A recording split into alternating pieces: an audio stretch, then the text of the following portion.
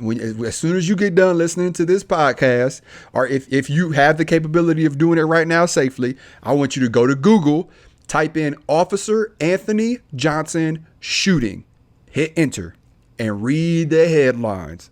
And I'm telling you right now, don't none of those articles, ain't none of those headlines accurate or have everything that happened in the articles. And I know that because guess what? I'm Officer Anthony Johnson, right? Yeah. Like, I was involved in a shooting around my first year on the streets, because a guy who was extremely massive, high on drugs, pinned my arm in a door of a drug house, known drug dealers, and they were known to have firearms in there. Keep in mind, let me break it down for you. Now I'm in what's called the fatal funnel, okay? When we enter houses, there's a thing called a fatal funnel it's where police officers die, right? So basically we get in the door and we go somewhere else quickly because we don't want people ringing out shots down the hallway or through that doorway because we're confined in a small space.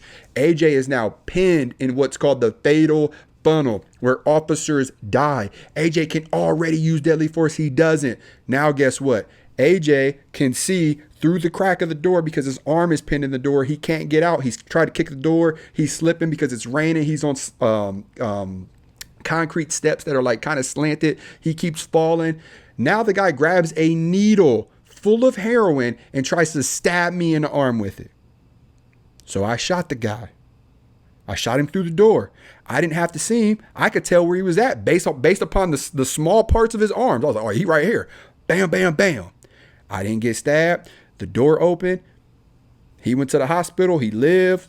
There was another female who was pushing on the door. She got shot. I fired 3 rounds.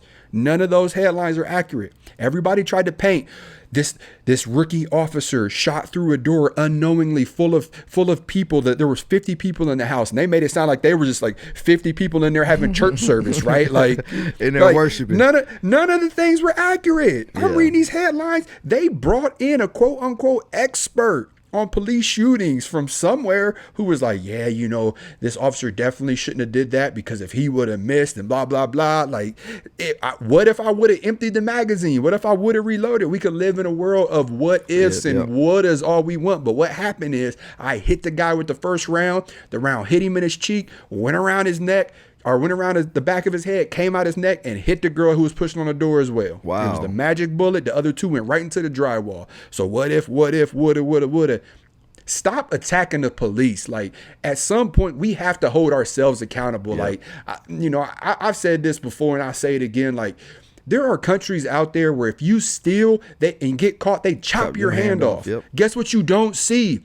People who are missing 2 arms because they know that if they steal, there's a concrete line, right? Like, okay, this is your punishment. They know that there's a repercussion. There's no wiggle room. You steal, we chopping your hand off. And of course, you're going to have people who go out there and try it once. Well, I'm going to try to go ahead and steal something. Boom. You ain't going to do it again. You are not going to do it again. But we're creating this world and we're creating a society where people have no fear of repercussions. Yep. Not only do they have no fear of repercussions, they're effectively eliminating law enforcement. Yeah. I personally know 3 police officers who I consider friends who have quit their jobs.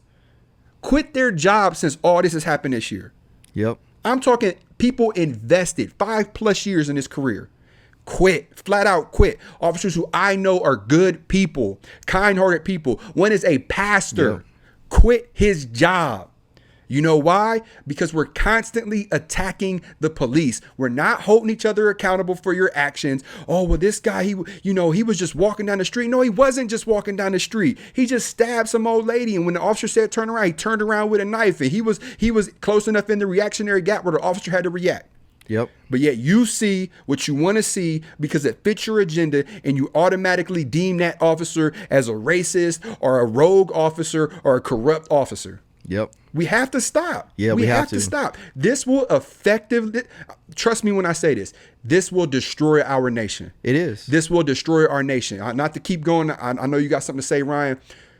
You continue this attack on police officers, and I'm telling you right now, this will not be the nation that you want to live in. And I already know people are gonna be like, well, this ain't the nation I want to be in right now anyway. Move. Yeah. Move. If it's so bad, move. Yeah. If you're so afraid of the police, then why are you up in our faces screaming? Yeah, because exactly. it's not. That's what you want people to believe. That's not really your reality. Oh, I'm so scared of the police. I get so nervous around them. But yeah, you throwing bricks at us when y'all rioting and protesting. Stop. You're not scared. Yeah. You're not scared. I hate this country so much. Go to Canada. Go to go wherever you want. Yeah.